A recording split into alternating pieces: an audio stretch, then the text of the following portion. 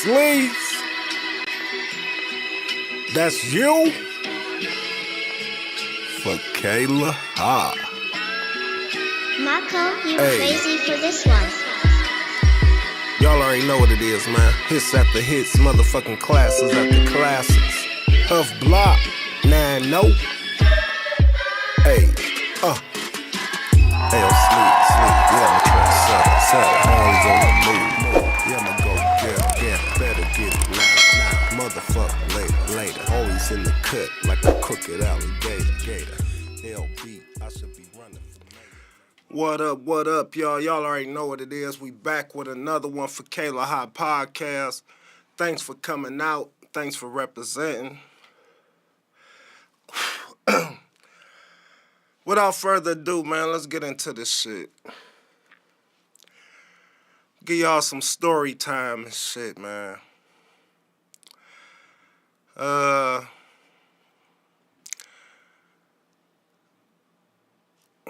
trying to figure out where I want to go with this and shit. I'll put it to you like this, man. Growing up, being a born leader, I've been through a lot, though, man. First out of 5. 4 boys, 1 girl. Always looked at myself as a protector and a person that thought big. I guess I could thank my mom and pops kind of for instilling a lot in me, as far as being street smart and book smart and being bigger than life, though. I can honestly say that I was supposed to be something special and stuff. Like, as the firstborn, you got to kind of realize that everything is in your hands and stuff, and you got to set an example for your rest of your siblings. And I set out to do that, Mark, honestly, though. I remember when my mother struggled, I had to take over, like 15, 16. Had to hustle for us to make sure that we can be able to have a place to stay because, you know what I'm saying, we just was landing on hard times. And we really never reached out to my father, like truly in a sense like we need you or we need to stay with you. I think that's what made me and the rest of my siblings more rough and tough and like more had more like where you ain't got to be dependent. Because we was living in the struggle, though. I hate to say it, though, but my mother, even though she did the best she could, but it was a struggle, though. Always looked at my father more as the good side. Like, they was more cleaner, more disciplined, I want to say. Maybe I was a kid on the outside looking in, but from living with my mother to my father, it was like night and day and stuff. Like, I remember we used to always cry too and stuff. Like when we like my brother Dad and Chanel, we got the same father, but my other 2 brothers got different fathers. But we all lived in the same household, but when me and my sister and my brother used to go to our father's house to spend the night, and when the weekend was over and we had to go home, I remember always crying and shit. We always used to cry, didn't want to go back and stuff. Like, I don't know why though, but as a kid, you just really wanted the finer things and wanted to be easy. It was just fun, like, you know what I'm saying? I just knew like we was going back to the hood, the struggle. But at the same time, one thing I loved about my mother's side of the family, like, we was close with all our aunties, cousins, uncles. Like, it just was the same with my father, too. But I think we was more like, I ain't gonna lie, my uncle, auntie, grandmother, Other auntie probably like all was living in the same house at one point in time. Like it just was everywhere we went, we was either living with my grandmother or a sibling of my mother. Like it just was always like connected like that and shit. But what leads me to moving on 90th and shit. We kind of always been Huff bound, but like when we moved on 90th, I think like in 87, it was crazy though and shit. Like definitely got tested and shit. Like I remember when we first moved over there, everybody used to make fun of us and shit. And I remember it was Jug, Alicia Cook, rest in peace.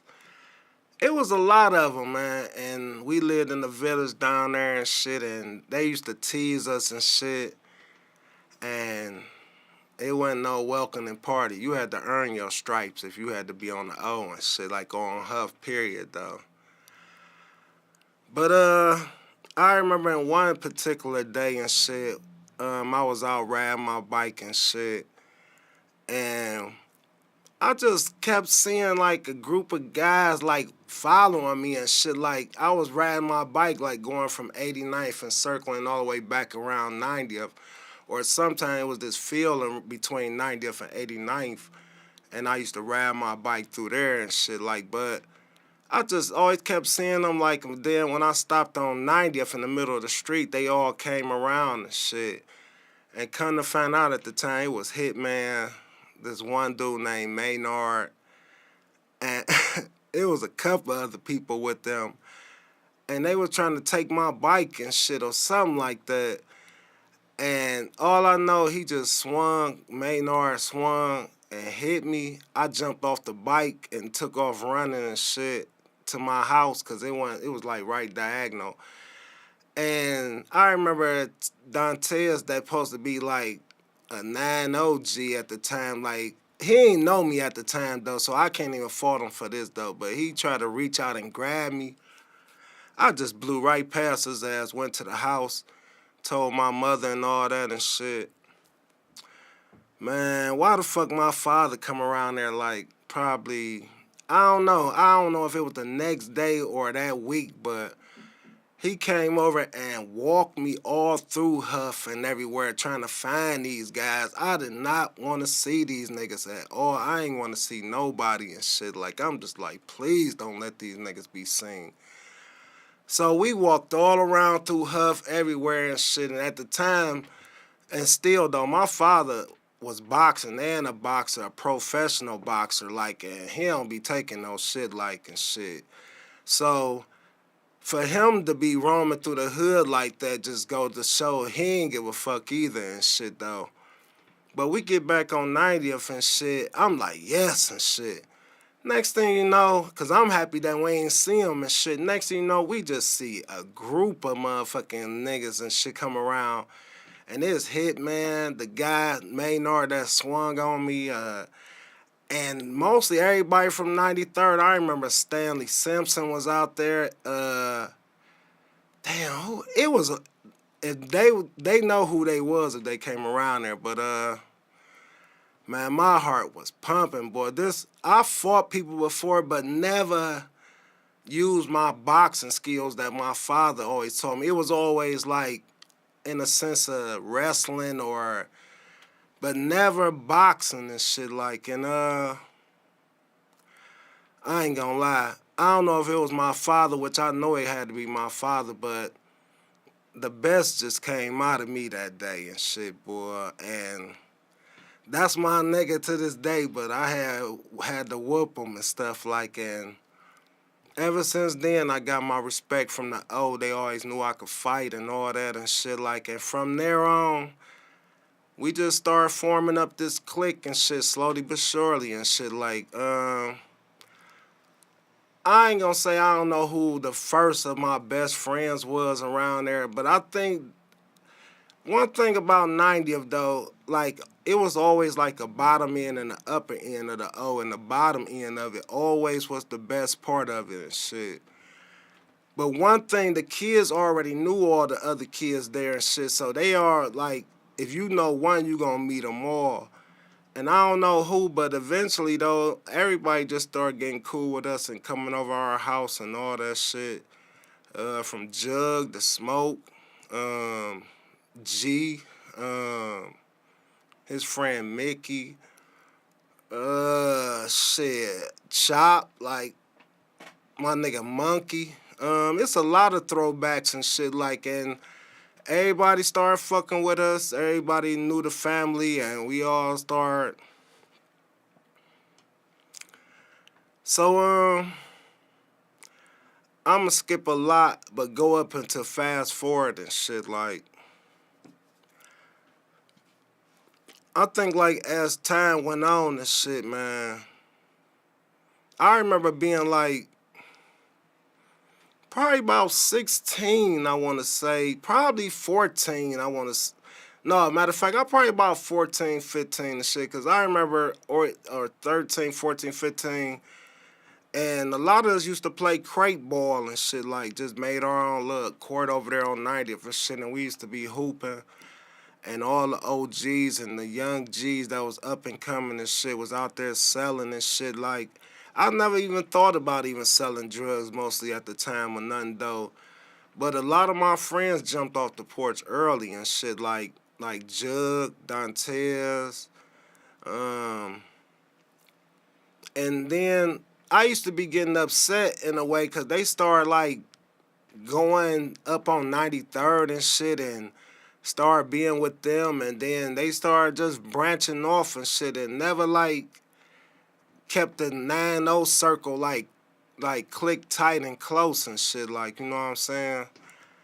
And at the time I didn't understand it. Like, I mean, shit, they was making money and shit. Like, I wasn't even on it at the time and shit. Like, and but I always just thought like it was just weird. Like they wouldn't just fuck with us no more. Like they started getting a little more like out of the 9-0 circle. I want to say to keep it real though and shit.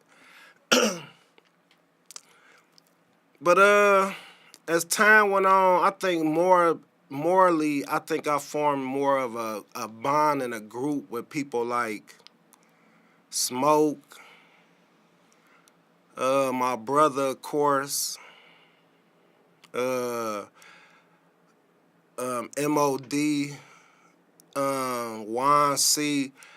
And Juan C and MOD, they ain't really grew up on the O, but they just came from 93rd and shit, and they was just friends with me, or MOD was friends with Juan C, and we met them like playing football with each other and shit like, but I was always fucking with Juan C because we went to school together and all that, and he started coming around 90th, and so most of them been like brought in and just claimed the O or just rep the O and been down and shit.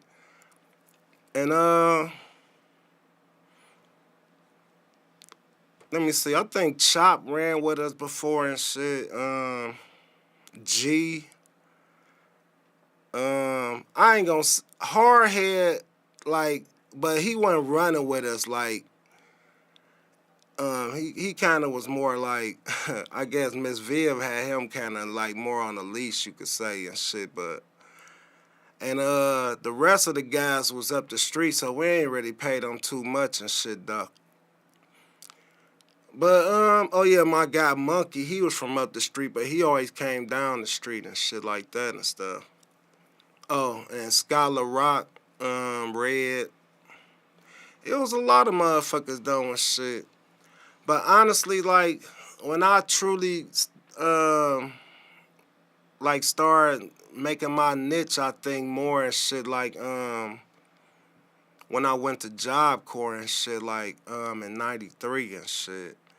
I kinda hated to do that honestly though and shit because I was leaving a lot behind, especially my brother and sister and stuff at the time, and as always we gonna be forever click tight and shit.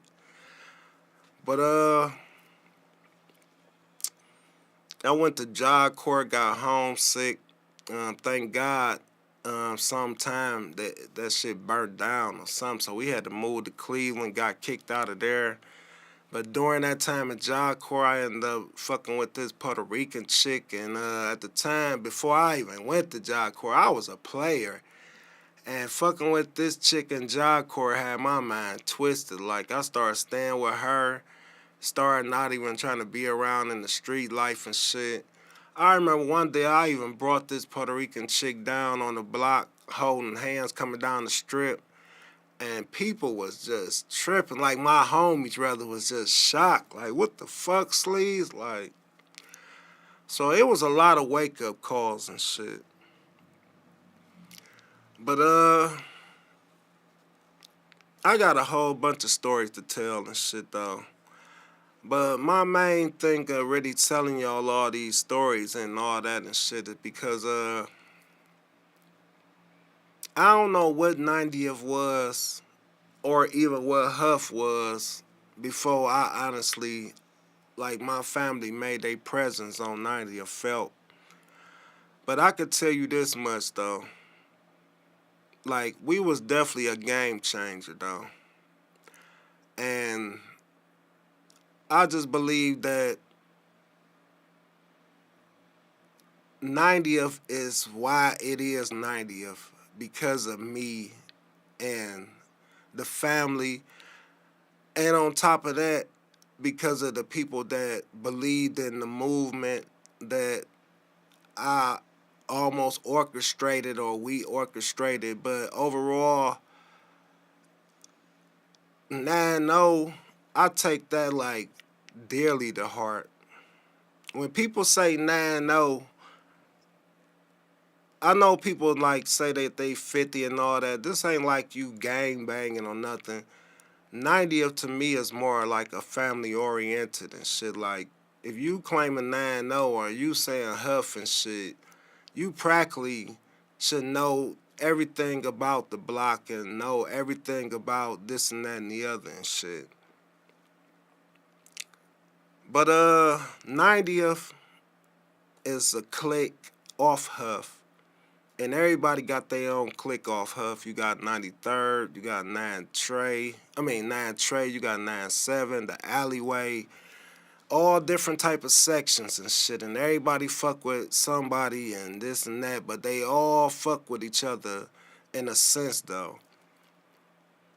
But when you boil all down to the people that you fuck with, like, yo, real motherfuckers that y'all day one and shit, that's the part that I be talking about and shit.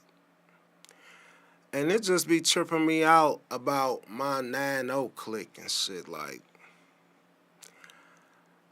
I don't know if niggas is 90th for life and shit. NOC for life or whatever you want to call it and shit.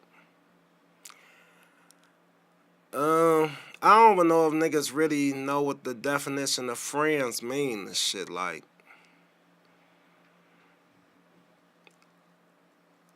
when I look at my 90th clique, and I ain't talking about just the men, I'm talking about the women too, cause I'm disappointed in a lot of y'all and shit, cause we done lost a lot, and motherfuckers is still not getting the point of uniting and being together and making a plan to really rise and stuff. Like, when my brother died and shit, that took a lot out of us and shit. I just really was so fucked up behind it that I couldn't even lead and shit. Like, and yeah, a lot of that play in my fault though, but a lot of people had a chance to make it still pop off and shit. All I'm just trying to say is this, man. Don't lie to me and shit. Be real with me and shit. Like, quit all the fake and phony shit.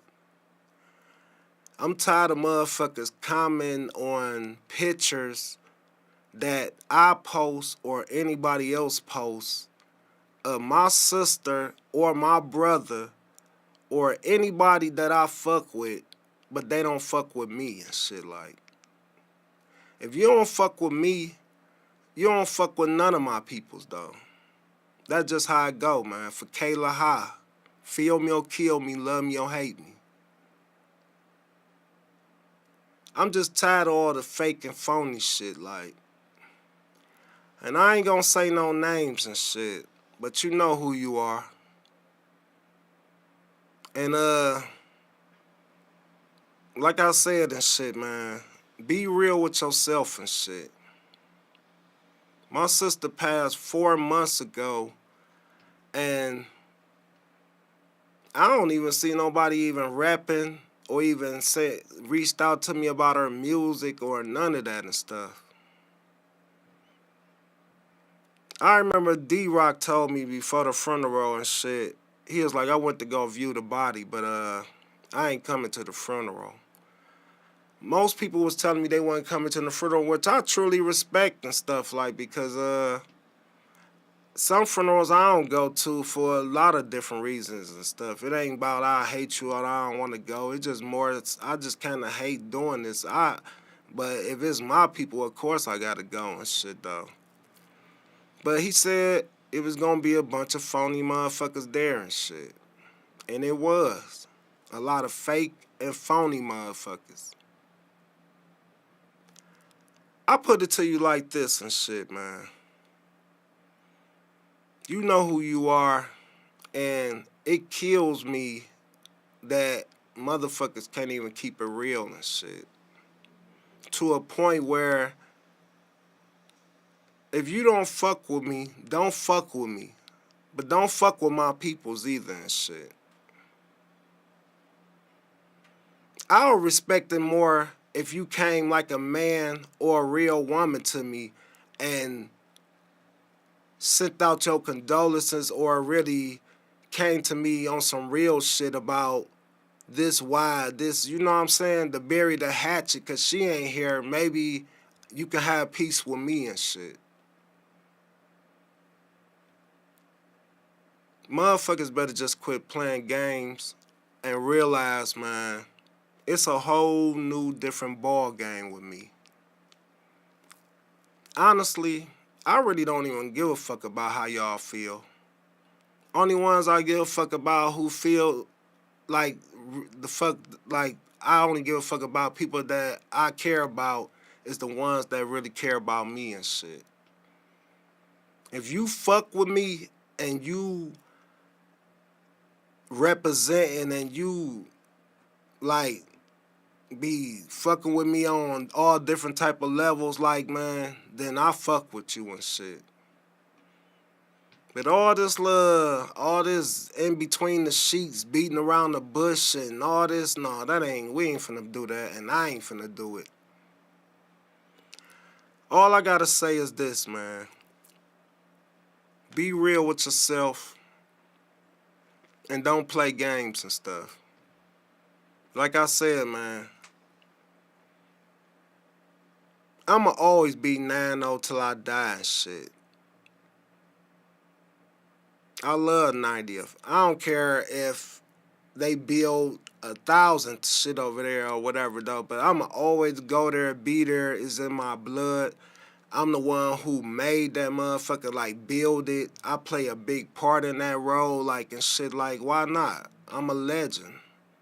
My legacy shall live on, as well as a lot of others. So I'm start dropping these storytelling story times and stuff for y'all and shit. I got a bunch of stories and shit to tell y'all and shit. And one day hopefully they be documented and put in a movie or some shit, though, you know what I'm saying? We all ain't got long on this earth and shit, you know, so you gotta make the best out of it.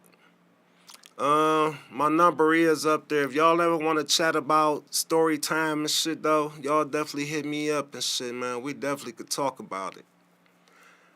But yeah, for the most part, though, like I said, man, y'all people know who y'all are and shit, man. With that being said, I'm out of here, man. Fakalaha, Queen Nell, Dead Wrong, and the rest of my real 9 OGs, man. Y'all stay true to this shit. I'm out. Sleep.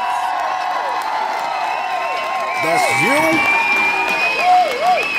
Fakalaha. Marco, you crazy for this one. Y'all already know what it is, man. Hits after hits, motherfucking classes after classes. Huff block, 9-0. Hey, Hey, yo, sleep. Yeah, I'm a trendsetter. Always on the move.